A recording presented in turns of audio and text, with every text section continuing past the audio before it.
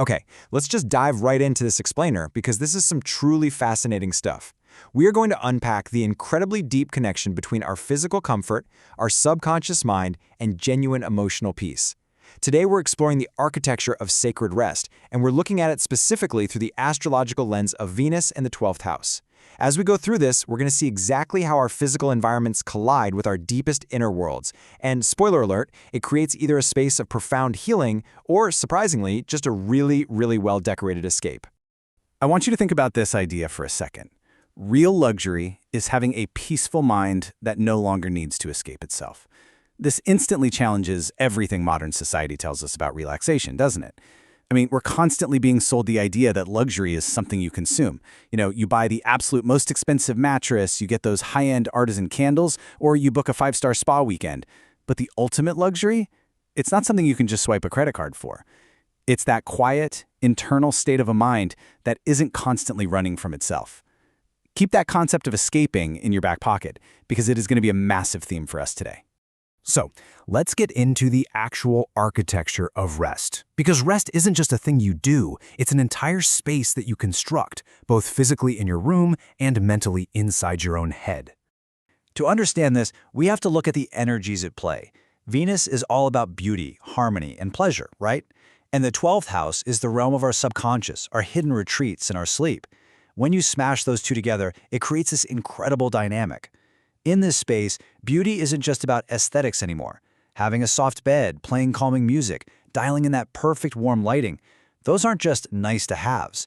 For folks with this placement, those things are literal, non-negotiable tools for emotional survival and recovery. And honestly, this perfectly explains why things like harsh fluorescent lighting or just constant background noise are so deeply physically draining here. For these individuals, solitude isn't about being isolated or lonely. It is profoundly nurturing. Crafting a beautiful, highly personal space is the only way their nervous system can finally drop its guard.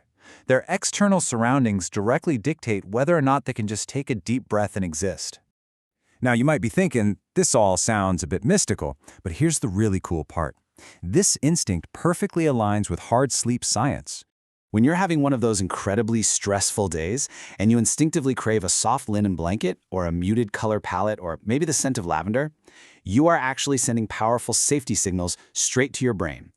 This is where emotional safety bridges the gap to physical sensation. So lighting that candle or putting on a lo-fi track, you aren't just decorating your evening, you're actively regulating your nervous system. You are literally whispering to the primitive part of your brain, hey, we're safe now. You can turn off the alarm bells. It's honestly amazing to see how taking these deliberate steps teaches your brain to decouple from the stress of the day. And sleep scientists will back this up 100%. Lowering the lights, keeping things quiet, following a predictable routine, these aren't just annoying chores you have to do before bed. They are a sacred daily ritual. When physical comfort itself feels like emotional medicine, recognizing that it's finally time to power down becomes this automatic, deeply restorative reflex. But, as with everything, there's a shadow side to this. And in this case, comfort can very quietly, almost invisibly, morph into avoidance instead of actual healing. This is a tough question, but we really have to ask ourselves, are we creating true rest, or are we just endlessly chasing comfort without ever finding any lasting peace? Because when life feels overwhelming, it is so incredibly tempting to use a beautiful, cozy environment as a shield so we don't have to deal with what's actually bothering us. Are you actually recharging your batteries, or are you just hiding inside a really, really comfortable fortress? It's the classic showdown of healing versus escaping, and there is a stark difference between the two. Healing uses comfort as a bridge. It creates a safe, secure bubble so that you can actually process the hard things. Escaping, on the other hand, that's buying excessive luxury items, endless self-soothing, or just oversleeping to numb the discomfort. It's seeking desperate, temporary relief instead of getting to the root cause of the pain. It's a pretty heavy realization. You could curate the most aesthetically pleasing, Pinterest-perfect, 1,000-thread-count bedroom on the planet, but if you're using it to hide, your unresolved emotions remain completely untouched. I mean, you literally cannot just arrange a bunch of decorative throw pillows over your trauma. Deep down, you might just be barricading those unspoken feelings behind a massive wall of pure aesthetic comfort. And the thing is, what we refuse to deal with while we're awake doesn't just magically vanish. Sleep is exactly where the subconscious steps in to process all those emotions we left unspoken during the day. The moment your conscious mind finally shuts down, your subconscious takes over the canvas, and it communicates through these wild, vivid themes, romantic storylines, intensely symbolic imagery, peaceful, sprawling landscapes. It's a reminder that healing is still happening, right beneath the surface. It's this incredibly vivid expression of hidden beauty and unspoken pain that we just cannot access when our daytime defenses are up and running. This is exactly why keeping a dream journal is a total game changer. Seriously, if you aren't doing this, you're missing out.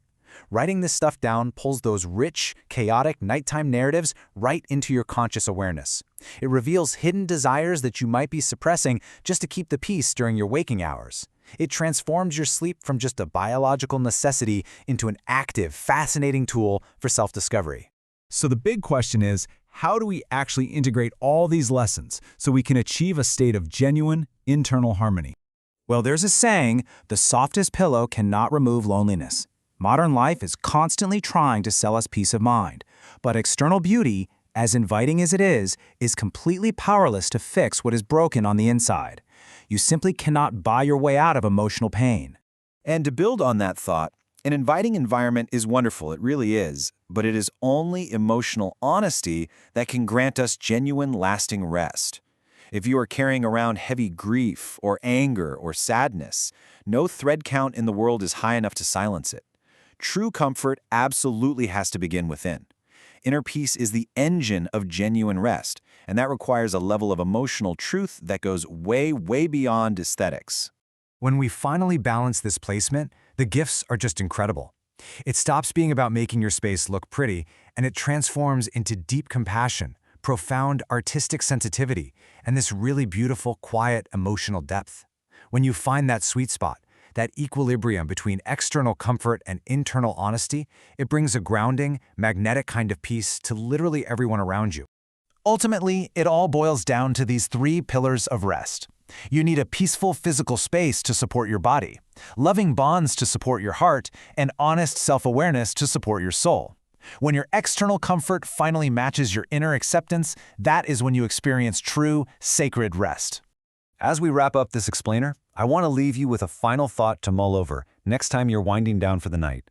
Are your spaces actually helping you face yourself, or are they just helping you hide? Remember, true rest isn't about owning the most beautiful things. It's about cultivating a truly peaceful mind. Thank you so much for exploring this with me today. Keep seeking that inner harmony, and I'll catch you in the next one.